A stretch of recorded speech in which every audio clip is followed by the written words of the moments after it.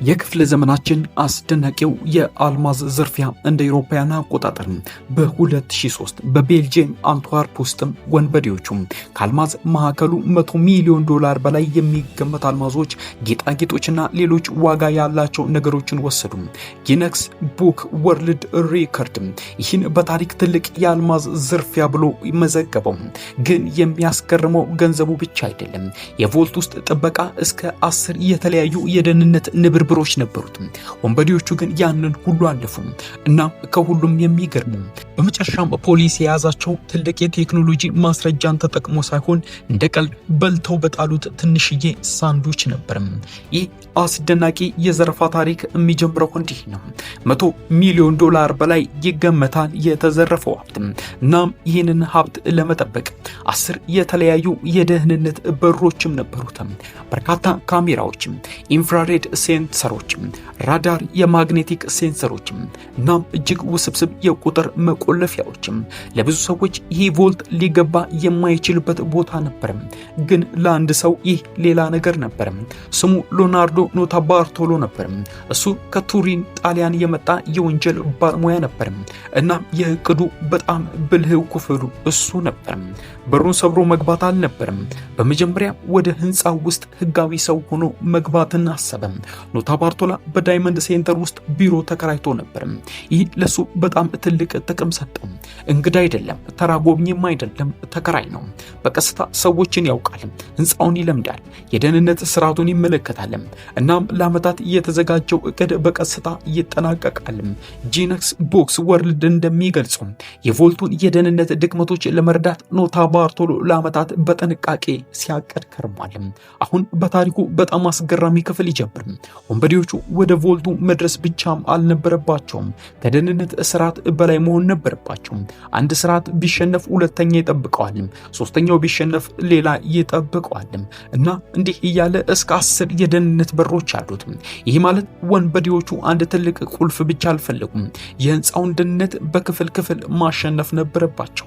ቅዳሜ ሌሊት የካቲት 15 ቀን 2003 ዓመተ ምህረት የከተማዋ በመደበኛዋ ህይወቷ ቀጥላለች። ግን ከህንፃው በታች ሌላ ታሪክ ይጻፍ ነበር። ወንበዴዎቹ ወደ ቮልቱ ደረሱ። እናም ከዚያም የዓለም በጣም የተጠበቀ የአልማዝ ማከማቻ እንደ ተራበር መክፈት ጀመሩ። በ189 የግል የደህንነት ሳጥኖች መካከልም 109 ተከፈቱ። ወንበዴዎቹ አልማዝ፣ ወርቅ፣ ብር፣ ጌጣጌጥና ሌሎች ዋጋ ያላቸው ዕቃዎችን ወሰዱ እና በመጨረሻ ምንም የሚጮህ ማንቂያ ድምፅ ሳይሰማ ከቦታው ሄዱ። በማግስቱ ቮልቱ ሲከፈት የሚያስደነግጥ ነገር ታየ። የደህንነት ሳጥኖቹ ተከፍተዋል፣ ውድ ዕቃዎች ጠፍተዋል። እነሱ የጠፋው ንብረት ዋጋ $100 ሚሊዮን በላይ እንደሚገመት ተገለጸ። ይህ ዝርፊያውን በታሪክ ከታወቁ ትልልቅ የአልማዝ ዝርፊያዎች አንዱን አደረገው። ግን ወንበዴዎቹ አንድ ነገር ረስተው ነበር። ፖሊስ ገና እየፈለጋቸው ነበር። እናም ከቮልቱ ውስጥ ምንም ማስረጃ አልተገኘም ብለው ሲያስቡ አንድ የቆሻሻ ከረጢት በየትኛው የአልማዝ ሳጥን ውስጥ ያልነበረ ማስረጃ የጠቅላላውን እቅድ ሊያፈርሰው ቻለ። ወንበዴዎቹ ብዙ ነገሮችን በጥንቃቄ አቅደዋል። የደህንነት ስርዓቱን አልፈዋል። ቮልቱን ከፈቱ፣ አልማዞችን ወሰዱ። ግን ከዚያ አንድ የቆሻሻ ከረጢት ጣሉ። ይህ ተራ ቆሻሻ አልነበረም። በውስጡ ለምርመራ አስፈላጊ የሆኑ ነገሮች ነበሩት። በዚህ መካከል ግማሽ የተበላ ሳንዱች ነበረው እና ይህ ሳንዱች የወንበዴዎቹን ሚስጥራዊ ሊናገር ነበር። የጊነስ ወርልድ ሪከርድ እንደሚገልጸው ከዚህ ሳንዱች የተገኘው ዲኤንኤ ለመርማሪዎቹ ወሳኝ ማስረጃን ሰጠ።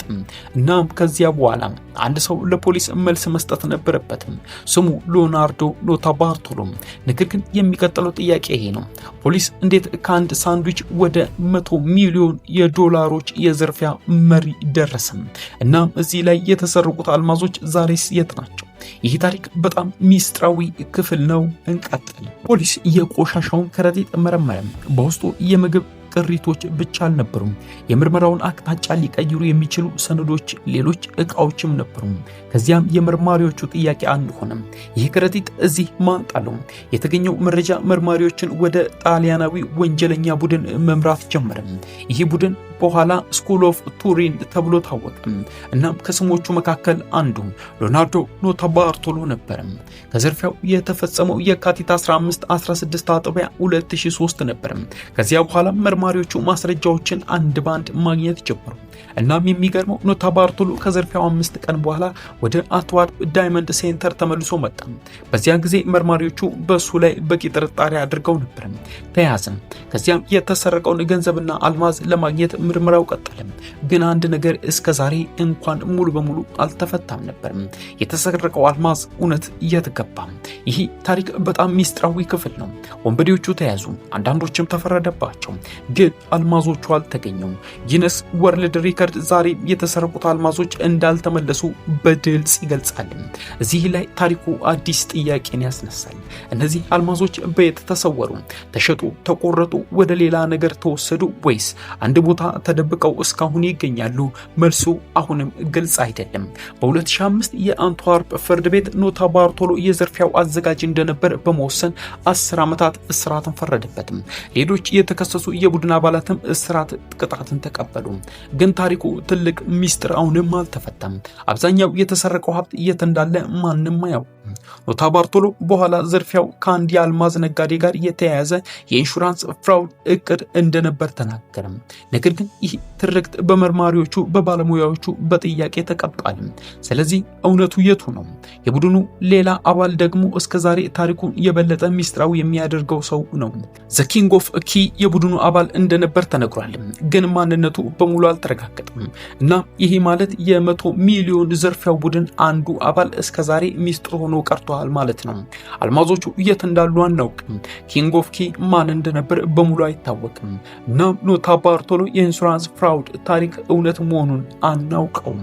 ይህ ታሪክ ስታስቡ ትልቅ ጥያቄ አልማዞቹ ስንት ዶላር እንደነበራቸው ብቻ አይደለም። ትልቁ ጥያቄ እንዴት ነው እነዚህ ሰዎች በ10 የደህንነት በሮች የተጠበቀውን ቮልት ማሸነፍ የቻሉትም?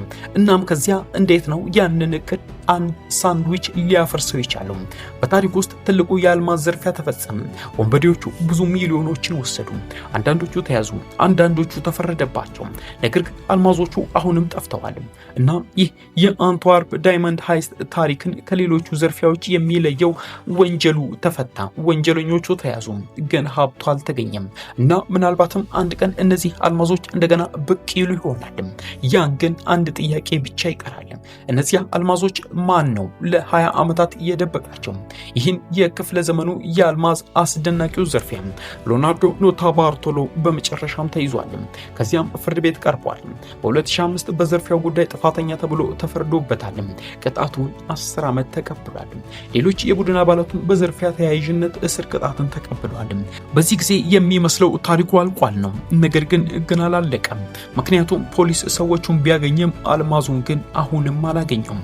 ይህ የአንትዋርፕ የዳይመንድ ዘርፊያ ትልቅ ሚስጥር ነው። የተሰረቀው ንብረት ዋጋ ከ100 ሚሊዮን ዶላር በላይ ነበር። አብዛኛው እስከዛሬ አልተመለሰም። አልማዞቹ የት ሄዱ? ማን ገዛቸው? የት ተሸጡ? እነማን ተጠቀሙባቸው? እነዚህ ጥያቄዎች እስከዛሬ በሙሉ መልስ አላገኙም። ከእስር በኋላ ኖታባርቶሎ ስለ ዘርፊያው የተለየ ታሪክን አቀረበ። እሱ የዘርፊያው ከአንድ የአልማዝ ነጋዴ ጋር የተያያዘ የኢንሹራንስ ፍራውድ እቅድ እንደነበር ተናግሯል። ግን ይህ ንድፍ ሀሳብ በመርማሪዎቹ አልተረጋገጠም። ስለዚህ እዚህ ላይ ሁለት ታሪኮች ይጋጫሉ። አንደኛው ይህ በጥንቃቄ የተዘጋጀው የ100 ሚሊዮን ዶላር ዘርፊያ ነበር። ሌላኛው ከውስጥ ሰዎች ጋር የተያያዘ የኢንሹራንስ ፍራውድ እቅድ ነበር። እውነቱ ምናልባትም እስከዛሬ ሙሉ በሙሉ አይታወቅም። ይህን ታሪክ ስታስቡ ወንበዴዎቹ ለዓመታት አቀዱ፣ ህንፃውን ሁኔታ ተማሩ፣ የደህንነት ስርዓቶችን አጠኑ፣ 10 የደህንነት በሮችን አለፉ፣ ከ100 ሚሊዮን ዶላር በላይ የሚገመት ሀብት ይዘወጡ። ነገር ግን በመጨረሻ ያስወደቃቸው ነገር ከቮልት ውስጥ አልነበረም። ከፍተኛ ቴክኖሎጂም አልጣላቸውም። የማይበገር ቁልፍም አላስቸግራቸውም። እነሱን በመጨረሻ የጣላቸው ትንሽዬ የሳንዱች ስባሪ ነበረች። እናም በሳንዱቿ ላይ የቀረው ዲኤንኤ የታሪኩን አቅጣጫ ቀየረ። እንግዲህ አንድ ጥያቄ ብቻ ይቀራል። የተሰረቀው አልማዝ ዛሬ የት ናቸው? በአንድ የግል ማከማቻ በሌላ ሀገር ተቆርጠው እንደ አዲስ አልማዝ ተሸጡ ወይስ አንድ ሰው እስካሁን ሚስጥሩን ጠብቆታል? የሚያስገርመው ግን የዓለም ትልቁ የአልማዝ ዘርፊያ ከተፈታ ከ20 ዓመታት በኋላም የተሰረቀው ዋና ሀብት አሁንም ጠፍቷል እና ምናልባትም ይህ ታሪክ ገና አላለቀም።